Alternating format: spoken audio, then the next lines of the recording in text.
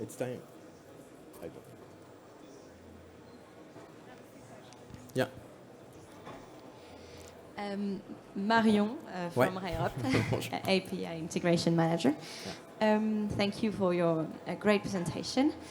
I had a question because I've heard once about something that is made on some highways where they use the friction, of the cars on the ground, and this friction produces electricity, and they try to retrieve this electricity. So of course this infrastructure is very expensive, and there's some drawbacks. But I was just curious to see if that's something you're exploring, because I believe that the friction of the train on the racks will also create some electricity. So that's something that can be retrieved and reused, maybe, or We worked also on the way we can catch energy during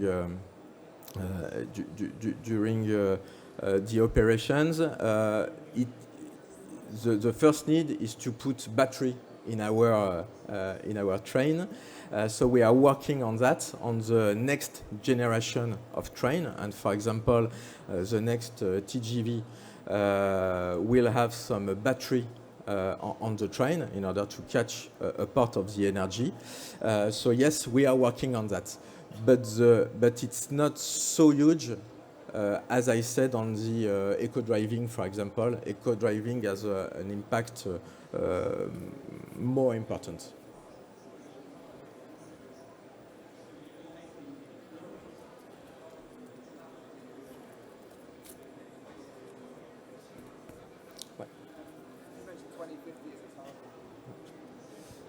You mentioned 2050 is your overall target, but do you have any intermediary targets for reducing emissions before then? Yes, SNCF is engaged in different targets between now and 2030. We've got a lot of engagement about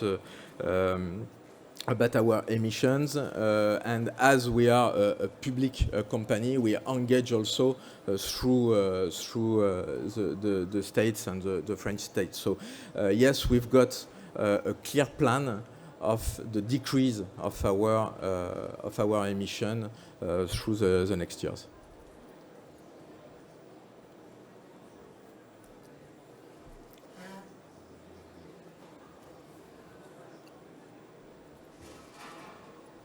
Thank you very much.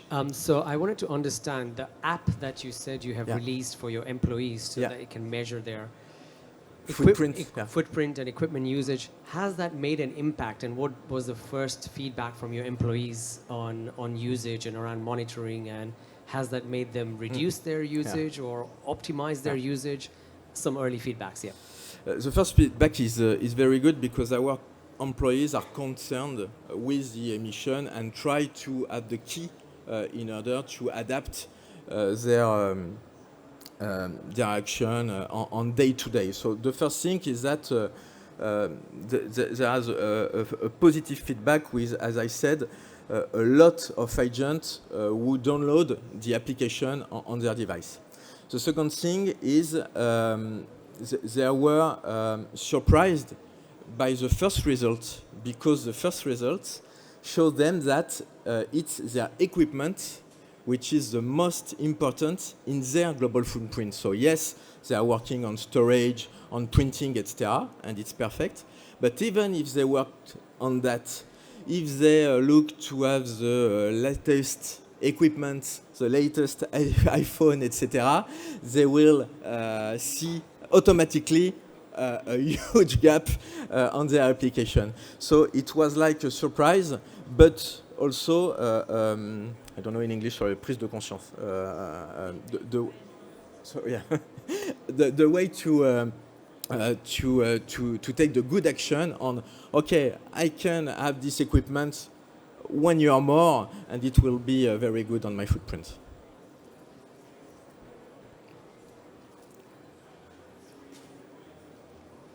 Thank you very much. I have a question about how do you motivate your provider to reduce their emission?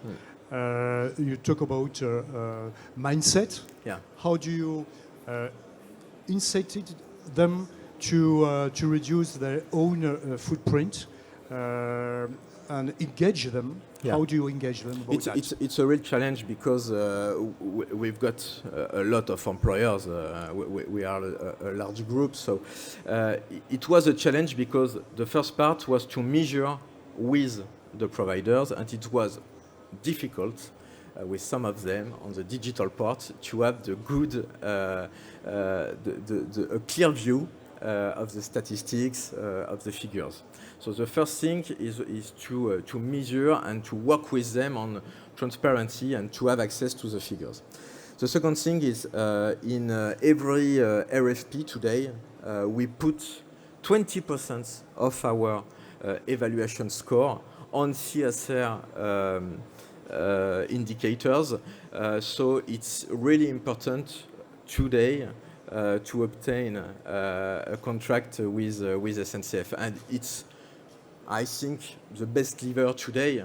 It's clearly to have an important part of the evaluation score in our RFP process to choose the providers.